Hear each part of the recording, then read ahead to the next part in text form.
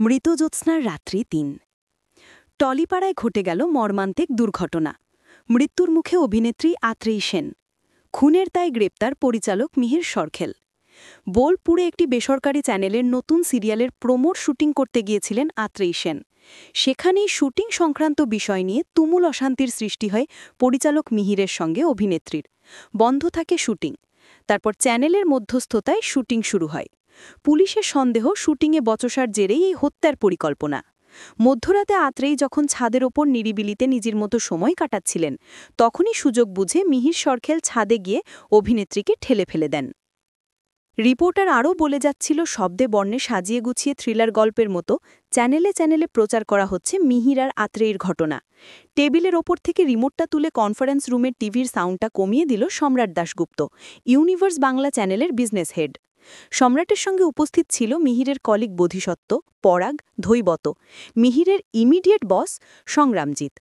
Programming head Mallika গত ৬ মাস আগেই tata bye bye করে মুম্বাই চলে গেছে। তার জায়গায় এসেছে নন্দিনী। সবাই চুপ। বড় কনফারেন্স রুমটায় এক থমথমে ভাব। কে কি বলবে কিচ্ছু বুঝতে পারছে না। ধৈবত মুখ খুলল। এখন আমাদের কি করণীয় স্যার?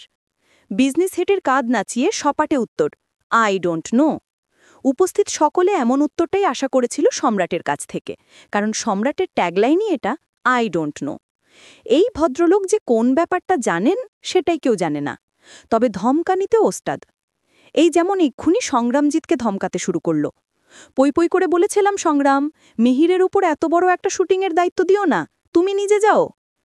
কিন্তু সম্রাটদা, ও যে এরকম একটা কাজ করবে সেটা তো ধারণারও বাইরে।